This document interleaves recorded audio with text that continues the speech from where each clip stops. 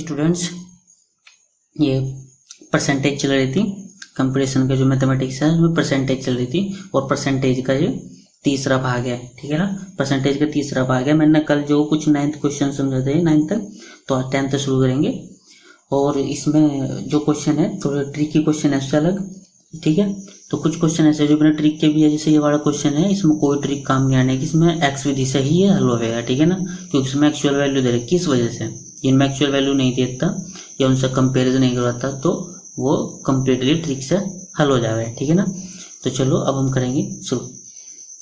किसी संख्या के 60% में से 60 घटाने पर परिणाम 60 आता है, तो संख्या क्या है? मैंने बताया था कि ऐसी संख्याओं 5x मानेंगे, तो कहा मैंने क्या मानेंगे हम? 5x मान ली।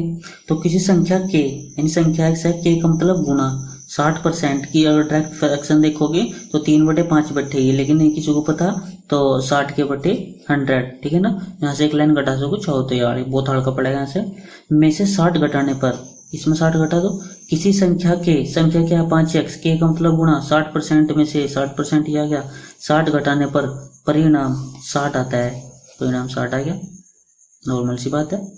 ठीक है, ये 60 को इधर जाकर हम जोड़ देंगे और 0 से 0 कैंसिल आउट कर देंगे, और 5 दूनी 10 और 2 तिया 6, तो इसका मतलब 3x आ गया, नहीं आ गया? और ये जब 60 इधर जाकर जोड़ा तो कितना आ जाएगा? 120, क्योंकि 60 और 60 120 हो जाएंगे, और 3 चौके 12, तो x की वैल्यू कितनी आ जाएगी? 40। लेकिन हमने संख्या बनी थी कितनी? 5x, तो यहाँ लिख देंगे लास्ट में संख्या बराबर 5x थी, तो 5 गुणा 40 बराबर 5 हो गए 20, 200, तो संख्या क्या थी वो? 200। किसी संख्या के, संख्या का मान 5x मान होता है, ऐसे में संख्या 5x मानी, x भी मान लो कोई फर्क नहीं पड़ता, x से भी कर लोगे नॉर्मली। ठीक है, तो x से करोगे थोड़ा सा दिक्कत होगी, पॉइंट तो मजा आएगा इस वजह से, लेकिन इसमें 5x मान लो कैसे सॉल्व, इस टाइप का 5x हल हो जाएगा ऑटोमेटिक। ठीक है, किसी संख्या के, संख्या मानी 5x, के का मतलब गुना 60% में से 60/100 में से 60 घटाने पर 60 घटाया, परिणाम 60 आता है, बराबर 60। ये 60 को इधर जाए तो 120 होगा, 0 से 0 उड़ाई और 5 से 10 उड़ाया 2 बार, 2 से 6 उड़ाया 3 बार, तो 3x पर रहेगा, तो 3x बराबर 120, 3 से काटेंगे 40, x का मान 40, संख्या बनी थी 5x, 5 होगा तो x की वैल्यू 40 रख दी, तो संख्या कितनी थी हमारे पास? 200। नेक्स्ट क्वेश्चन सेट कर लो एक बार इसे। देखो क्वेश्चन में क्या बोला, दो संख्याएं तीसरी संख्या की क्रम से, दो संख्या है कोई, मैं बता रहा हूँ, एक फर्स्ट संख्या ले ली, एक सेकंड संख्या ले ली, दो संख्या है, तीसरी संख्या की क्रम से 20% और 50% है, कोई थर्ड संख्या भी है। ठीक है ना, तो पहली संख्या दूसरी संख्या कितने परसेंट है? हमें थर्ड संख्या का नहीं पता, वो हम 100 मान लेंगे ऐसे में। ठीक है, एक्स मान कर करने तो बहुत लंबा जाएगा। ठीक है, थर्ड संख्या हमने क्या मान ली? 100। तो उसने पहले कहा कि दो संख्याएं तीसरी संख्या के क्रम से 20% 50, यानी पहली 20% है, दूसरी 50 है, तो ये 50 है तो 50 लिख देंगे, 20 है तो 20। अब ये परसेंट कहाँ गए? सबसे बड़ी बात, अगर मैं यार अब मैं निकाल कर दिखाऊं 100 का 50% कितना बैठेगा? परसेंट के बटे में 100, यानी परसेंट वाला बटे में 100 लिया होगा, 100 गया तो 50 ही आएगा नॉर्मली, या 20% निकाल लोगे, यानी 100 का 20%, 20% की जगह बटे में 100 घटाओगे तो 20, तो इसलिए यहाँ है। ठीक है ना, तीसरी संख्या की क्रम से कहना, की का मतलब गुना, क्रम से 20% यानी 20 आ जाएगा, 50% यानी 50 आ जाएगा, नॉर्मली बात समझ में आ गई होगी मेरे हिसाब से। तो पहली संख्या दूसरी संख्या कितने परसेंट है? तो पहली संख्या दूसरी संख्या कितने परसेंट है? पहली पूछा तो 100 ऊपर रखेंगे, और जिससे कंपेयर करा उसे हमेशा नीचे रखेंगे, परसेंट के लिए 100 लाएंगे। ठीक है ना, 50 दूनी 100 और 20 दूनी 40% है आंसर। ठीक है ना, 40% अधिक है दूसरी संख्या पहली संख्या की। एक तो ये ट्रिक है। ठीक है नहीं, अच्छा दूसरी ट्रिक अगर बात करेंगे हम क्वेश्चन पे लगाएंगे इसे। ठीक है, क्वेश्चन पे किस तरीके से हम पता है ये 20% है 50% है, अगर हम तीन संख्या दिमाग में रखनी है 100 है भाई, ये खत्म हो जाएंगे। उसने कहा पहली संख्या दूसरी संख्या कितने हैं, तो तुरंत 50 नीचे रखेंगे, 20 ऊपर रखेंगे, गुणा 100 रख देंगे, छुट्टी बस। 50 दूनी 100, 20 दूनी 40, नॉर्मली ऐसा कर दोगे आप इस क्वेश्चन को, कोई फर्क नहीं पड़ने वाला। ठीक है ना, बस दिमाग में 100 मान के चलनी तो ऑटोमेटिक हो जाएगा क्वेश्चन में कहीं। ठीक है, चलो उससे अगले पे ये वाला क्वेश्चन है। देखो इस क्वेश्चन में हल्का सा घुमाया, कुछ ज्यादा नहीं, बहुत ही हल्का सा घुमाया। दो संख्याएं तीसरी संख्या से क्रम से, हमें पता है तीसरी संख्या जो कि हमें 100 माननी, आप बीच का मान लो कोई फर्क नहीं पड़ने वाला, सेकंड फर्स्ट 100 मान ली, क्रम से 25% 20% कम है, बस इस पर बात ध्यान देना, आपको क्या बोलना? कम है, नहीं बोला ना 25% और 20% है, ऐसा नहीं बोला, कम है बोला। अगर मैं 100 का 20% काट दूँ कितना बैठेगा, 20 आएगा।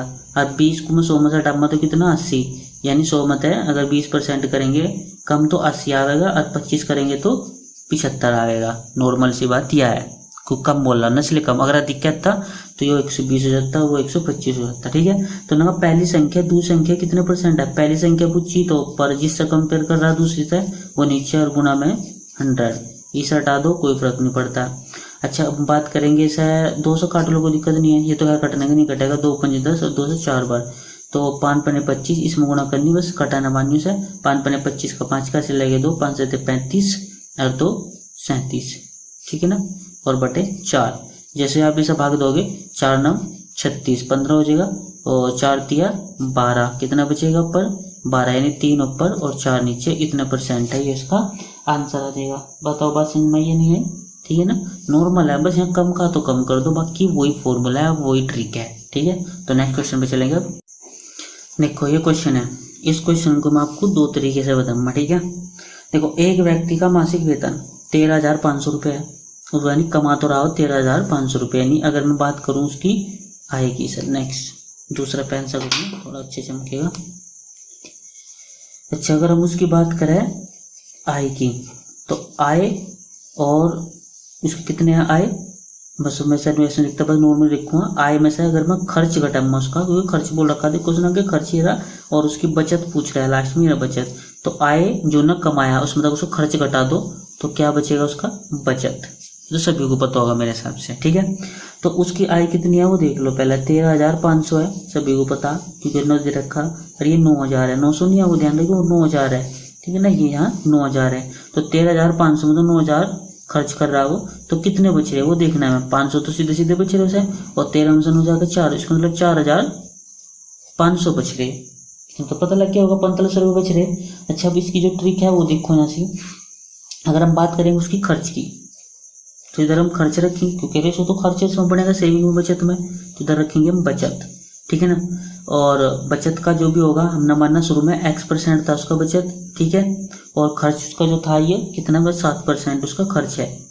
अब 7% कैसे हुआ खर्च, क्योंकि उसने पहले ही बोला, देखो ध्यान से समझियो, अगर मैं इसका क्या मालूम बोलेगा, जैसे है 7% जो उसका है 2 वाला, देखो बता रहा इसका सिस्टम जो भी है, ये रहा, उसका खर्च 7% बढ़ जाता है, तो उसकी बचत में प्रतिशत वृद्धि ज्ञात करें, 7% है ना, तो 7% रख दिया। अच्छा X% बचत हमने मानना, अपने पास बचत तो पता ही नहीं है हमें कितने परसेंट बढ़ रही, और 14% उसका वेतन, यानी कुल मिला के ये जो बढ़ रहा है इस तरीके से रखेंगे, ठीक है। अब देखो अगर मैं इसकी बात करूं यहाँ पे, ठीक है, और इसकी बात करेंगे तो यहाँ पे, यानी कुल मिलाकर हमारे जो 9,000, क्योंकि देखो इस बात में खर्च जो इसका ये कितना था 9,000, अगर बात करूं मैं खर्च कितना है उसका 9,000, ठीक है, खर्च तो 9,000 होगा, और बचत उसकी कितनी है भाई हमारे पास 4,500 रुपये। देखो ये बचत 4,500 रुपये दूसरे के नीचे, क्योंकि तो रखना रखना हमें इन्हीं के नीचे। अगर मैं 2 जीरो से 2 जीरो हटा दूँ तो 45 एक 45 और 45 दूनी 90, यानी रेशो हमारे पास कितना आ गया, 2 और 1 का रेशो आया।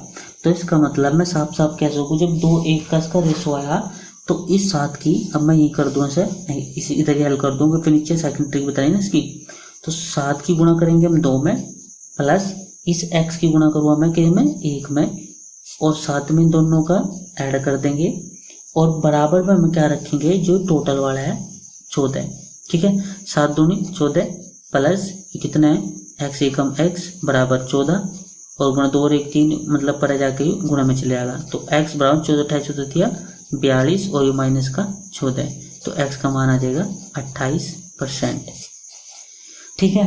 तो x का मान आएगा 28%। देखो ये नॉर्मली ऐसी भी दिया है कि जो आपको रटनी सी पड़ेगी हो, ठीक है ना, इसका कोई रीजन नहीं होता भाई यहाँ क्या रखा, क्या कुछ थोड़ी होता ही नहीं, कुछ पता ही नहीं है ना सिस्टम तो, मैं भी अगर भाई मतलब किया किस तरीके का क्वेश्चन, लेकिन अब जो मैं बता रहा विधि वो ध्यान रखियो, ठीक है ना, जो मुझे सबसे ज्यादा बेस्ट लगे ये रहा। देखो क्वेश्चन में क्या है, उसने हमारे से क्या दे रखी, उसने आय, देखो वो तो नॉर्मल रहेगा, उसने हमारे से क्या दे रखी आय, ठीक है, और माइनस उसका खर्च दे रखा, और बराबर क्या दे रखी उसकी बचत, क्योंकि आय में से खर्च घटा दो बचत बची, आय में से बचत घटा दो खर्च पता लग जाएगा, बात सेम है। 13,500 भाई वो कमा रहा है, और 9,000 वो उसमें तो खर्च कर रहा है, और कितना बचा रहा है, 4500 बचा रहा है। बात तो सही है। अभी अगर मैं इनके रेशो की बात करूँ, यहाँ से हटा दो, इन्हें दो जीरो को हटा दिया, 15 9 135 आएगा, ठीक है, और 15 30 15 छिक्का 90 और 15 तिया 45, कुछ ऐसा हो जाएगा। घटा दो 300 और 3 तिया 9, 3 दूनी 6 और 3 एकम 3, ठीक है। इतना रिसोर्स में सब निकाल लेंगे। अब हम जो कर, हम हर कोई भी चीज़ 100 मानना है, इस तरह मान के चलो भैया 100 में इंटू 100 और इंटू 100, ठीक है नहीं। तो इसका मतलब यह होगी हमारे पास 300, ठीक है ना। ये इतना लिखना पड़ा, डाटा में तुम्हें समझाने के लिए लिख रहा है, इतनी जरूरत नहीं पड़ने की, तुरंत 200 मानोगे, काट पीट मचा दोगे इसमें, ठीक है। ये माइनस करोगे और बराबर ये 100। अब एक बात ध्यान दियो, देखो उसकी आय 3 है, 300 है, तो उसका 14% बढ़ा थोड़ी आय में, 14%, ठीक है ना। ये देखो अगर बात करूँ तो यार 14%, उसका वेतन 14% बढ़ जाता है और खर्च उसका 7% बढ़ेगा, तो बचत पूछ रहा है कितने परसेंट बढ़ेगी। तो हम बात करेंगे पहले यहाँ, हाँ आय कितनी बढ़ी, 14%। अगर मैं 300 को 14% काटूँ तो जो 14 42, तो 342 आ जाएगा। अब ये आया कैसे है ना, बहुत से दिमाग में मेरे, देखो मैं 300 का जब 14% कर दो, परसेंट का बटे में 100, दोनों जीरो गए, छोटा 14 42, यानी 300 थे, 42 रुपये बढ़ गए, तो कितने हो गए, 342 हो गए। इसी तरीके से उसका खर्च 7% बढ़ा, देखो डायरेक्ट इस परसेंट तो दोनों जीरो गए, 7 दूनी 14, यानी 214 आ जाएगा, क्योंकि 200 रुपये तो खर्च कर ही रहा था, 7% का और खर्च बढ़ गया तो 214 का बढ़ गया। तो अगर इस समस्या घटाऊं, इधर देखेंगे बचत कितनी बैठी, तो 12 में से 4 जाएगा, 8 तो 1 बैठेंगे भाई, हाँ कितने बचे, 2 में से 1 जाके वो 3 है, 3 में से 1 जाके 2 बचेगा, और 3 में से 2 जाकर 1 बचेगा। यानी अगर हम बात करें उसके पहले से, अब मैं कितनी वृद्धि हुई, 28 की, तो 28 की वृद्धि हुई, कितने को हुई, वो 100 पे तो होगी, और परसेंट बढ़ाने के नाम का 100 से गुना, 100 तो 100 कैंसिल आउट, तो इसका मतलब 28% इसका आंसर। अगर 100 पर बढ़ रहा है वो चीज़ जितनी बड़ी, वो डायरेक्ट परसेंट रख दो जब भी उत्तर आया आपका। तो भाई मुझे तो यह ट्रिक थोड़ी अच्छी लगे, ठीक है ना। तो चलो नेक्स्ट क्वेश्चन पे चलेंगे। देखो भाई क्वेश्चन ध्यान से समझियो, क्वेश्चन बहुत ही जबरदस्त क्वेश्चन है। x के पास y से 2 गुना रुपए, ऐसा तो हमने क्वेश्चन देखा भी होगा बहुत बार, और y के पास z से 50% अधिक रुपए है।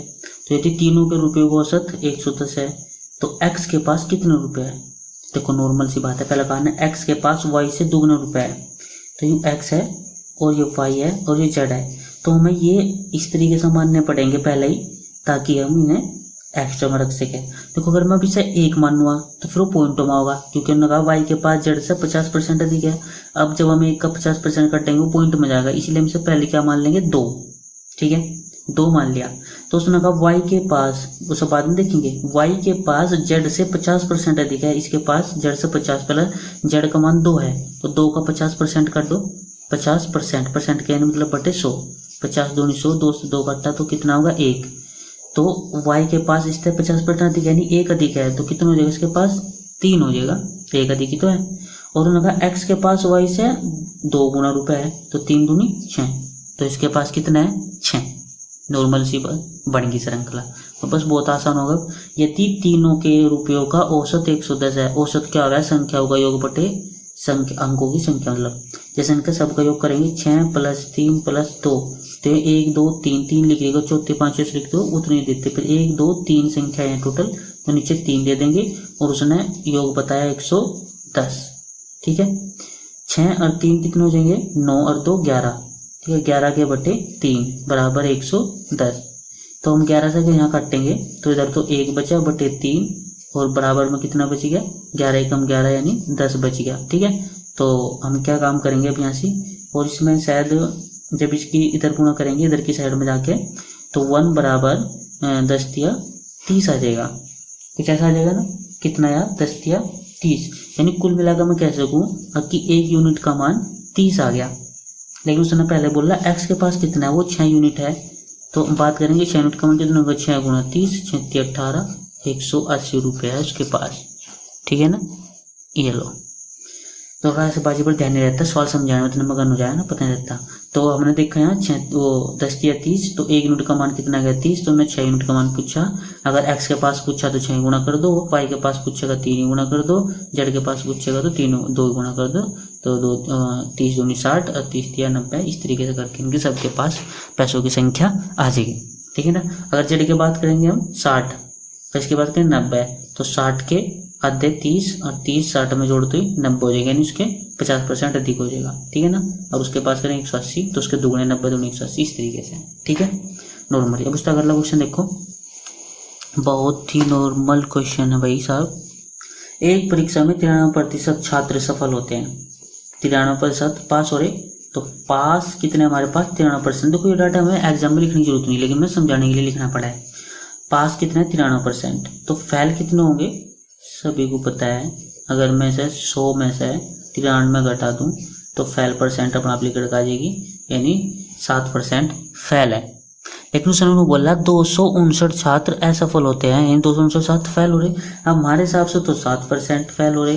ध्यान रखियो, टोटल जो छात्र बनने जाएंगे वो 100% होगा किसी भी कॉलेज में, चाहे कितने भी हो, चाहे 5 भी है ना, भी 100% अपना आप में, तो 7% फेल हो रहे। लेकिन वो कह रहा कि 269 फेल, वो 259 फेल हो रहे। तो अगर हम बात करें एक यूनिट की वैल्यू निकाल लें, तो 259 के बटे 7, और जब हम इसे डिवाइड करेंगे 7 या 21 कितने बचे, 4 49, 7 7 49, 1% यानी कितने 37 बच्चे, 1% में 37 बच्चे बैठे हैं। और वो पूछ रहा कुल छात्रों की संख्या, कॉलेज में कुल छात्रों की संख्या, यानी परीक्षा में कितने छात्र आए थे, तो 100% आए थे।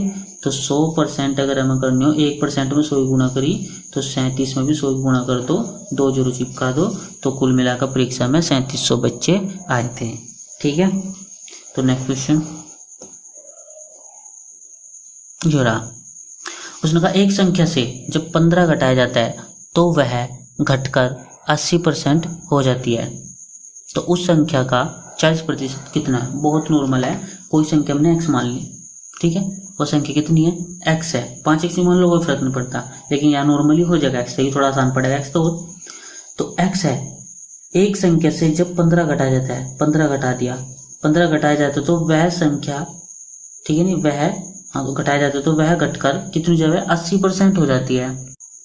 तो घट कितनी हो रही वो 80% हो रही। जब एक संख्या से हमने 15 घटाया तो घटा कितनी हो रही वो 80%, यानी वही संख्या हो रही घटकर 80%, यानी कि कौन सी संख्या x, घटा कितनी हो रही वो 80%। चलो ऐसे रख रहा अभी फिलहाल के लिए, ताकि आपकी समझ में अच्छा लगे।